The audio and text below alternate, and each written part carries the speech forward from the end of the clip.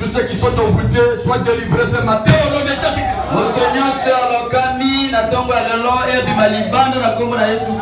Seigneur, l'élévation ne vient ni de l'Occident ni de l'Orient.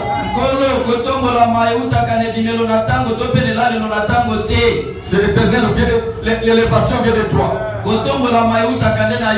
Bénis tes enfants, Seigneur, bénis ses affaires. Au nom de Jésus-Christ que je t'avais ainsi prié.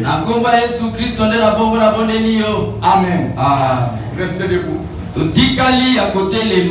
Je vais lire la portion de la parole de Dieu. Vous êtes avec moi? Amen. Je lis ici dans Genèse chapitre 3. Mon chapitre 2 s'il te plaît.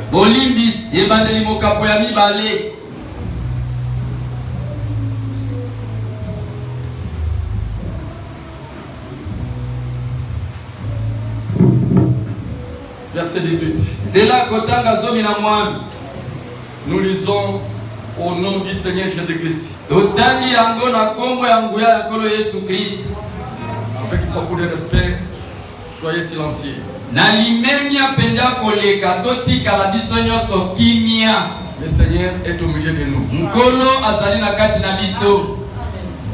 Chapitre 2. Genèse chapitre 2 verset 18. Jusqu'à 24.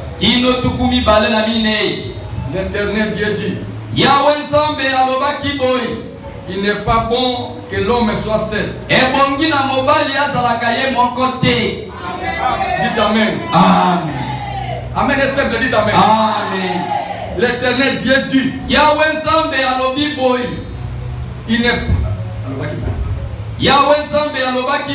il n'est pas bon que l'homme soit seul. Je lui ferai une aide semblable à lui.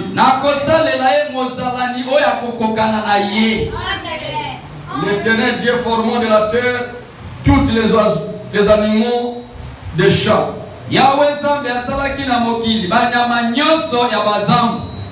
Et tous les oiseaux du ciel. Il les fit venir vers l'homme pour voir comment il les appellerait.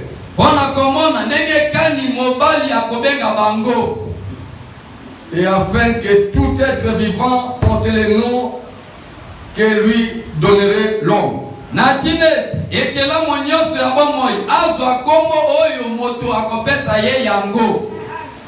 Et l'homme donna des noms à tous les bétails, aux oiseaux du ciel.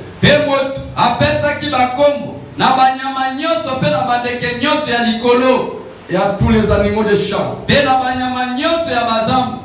Mais pour l'homme, il ne trouva point d'aide semblable à lui.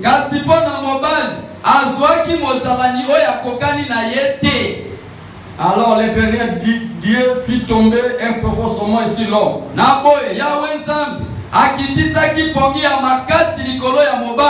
Ils sont endormis. Il prit une de ses côtes et l'on forma la chair à sa place.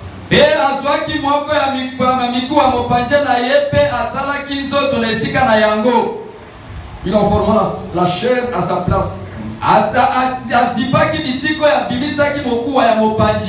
Oui. L'Éternel Dieu forma une femme de la côte qu'il avait prise de l'homme.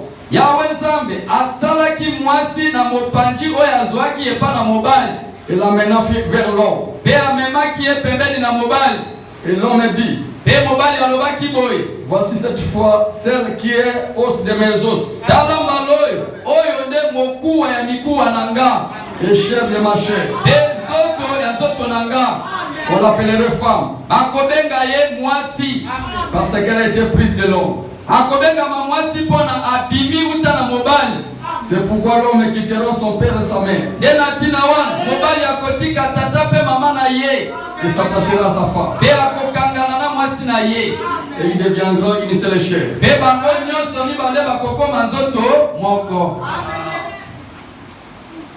Une deuxième écriture. Matthieu 19.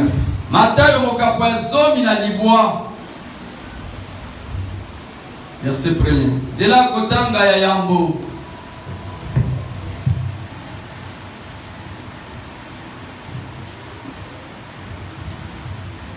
Lorsque Jésus a achevé ses discours, Natango Yesu asilisaki maloba oyo azalaki na yango 19 premiers, il quittait la Galilée et alla dans les territoires de Judée au-delà du Jourdain.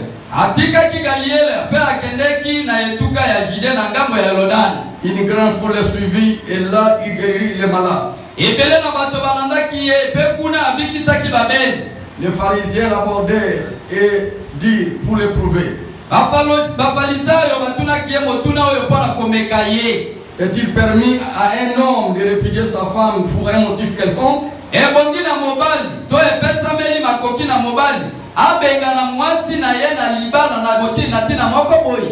Il répondit: n'avez-vous pas lu que le Créateur au commencement fit l'homme et la femme? Ayanoli bango boye bino botangaki te ne bandeli mokeli akelaki na mobali na mwasi. Et qu'il dit: c'est pourquoi l'homme quittera son père et sa mère et s'attachera à sa femme. Pe alobaki boye mobali akotika mama pe papa na ye pe akokangana na mwasi na ye. Et les deux deviendra une seule chair. Pe bango mibale bakokoma nzoto moko. Ainsi, ils ne sont plus deux, mais ils sont une seule chair. Na boye bazali lisusu bato mibale te kasa bazali nzoto moko. Que l'homme donc ne se sépare pas de ce que Dieu a joint. Moto ebeka kokabola te oyo Nzambe asangisi. Amen. Dites amen. Pourquoi donc lui dit Moïse n'a-t-il pas prescrit que donner à la femme une lettre de divorce et de la répudier? Pona nini Mose apesaki mwasi mokanda oyo ezali kopesa makoki na ye alina mobali akabwana na mwasi na ye? Il a répondu: ayanoli bango, c'est à cause de la dureté de votre cœur que Moïse vous a permis de répudier vos femmes. ezali nde na tina mitema makasi na bino oyo Mose apesaki bino mikanda ya koboya basi na bino na libala. Mais au commencement, il n'était pas ainsi. Kasi na ebandeli ezalaki boye te. Amen. Et simple, dites amen. Mais je vous l'ai dit que celui qui répudie sa femme, sauf pour l'infidélité, et qui épouse une autre comme un adultère. Kasi nazali koloba na bino boye moto akobenga na mwasi na ye na libala soki mwasi wana asali ekobo te akabi mwasi wana na bondumba. Les disciples lui disent: ayekoli balobi na ye boye si telle est la condition de l'homme à l'égard de la femme, na oyo etali mobali liboso na mwasi si telle soki ezali boye est la condition de l'homme à l'égard de la femme, na oyo etali boye soki ezali likambo etali mwasi mobali liboso ya mwasi, il n'est pas avantagé de se marier. ezali mpenza na tina te ete mobali abala. Il a répondu: ayanoli bango, tous ne comprennent pas cette parole. ino nyonso bozali Tous nyonso ne comprennent pas cette parole. nyonso bazali kososola liloba oyo te. Mais seulement ceux à qui cela est donné. bato nyonso bakososola liloba oyo te kasi boyo bakososola kaka bato oyo liloba oyo epesameli bango. Que le Seigneur bénisse la lecture de sa parole. ikankolo apambola litangi ya liloba na ye. Vous vous asseoir. okoki kofanda. Notre sujet qui est écrit au tableau. Mutu ya litea na biso ekomami na italo ya mwindo. Je vous prie de suivre un peu puisque nous courons derrière le temps. Nazali kobondela bino bolanda na bokebi mingi pona tozali kopota mbango kolala ngonga. Vous êtes avec moi? Bozali nanga elongo?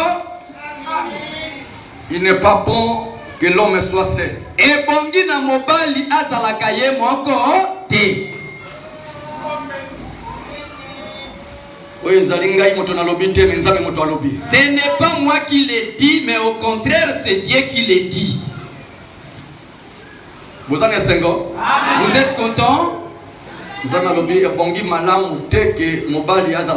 Dieu dit ainsi, il n'est pas bon d'un homme de rester seul.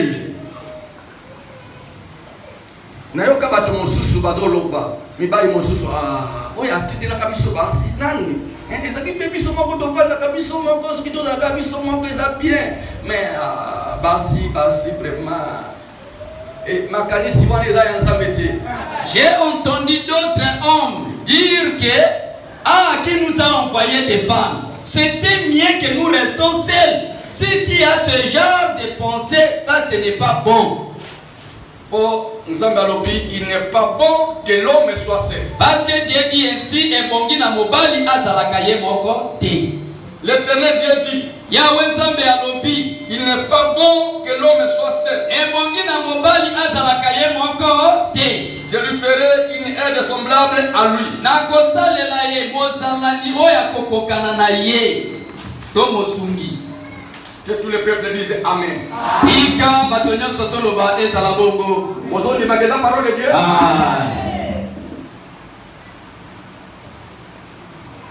Ne bandeli. Moi si à Salema quitté. Au commencement, la femme n'était pas créée. Na bandeke bazali ba yaya ya mwasi. Même les oiseaux sont les grands frères de la femme. Même mille pattes. Même Yuri Kongoli. Même la fourmi.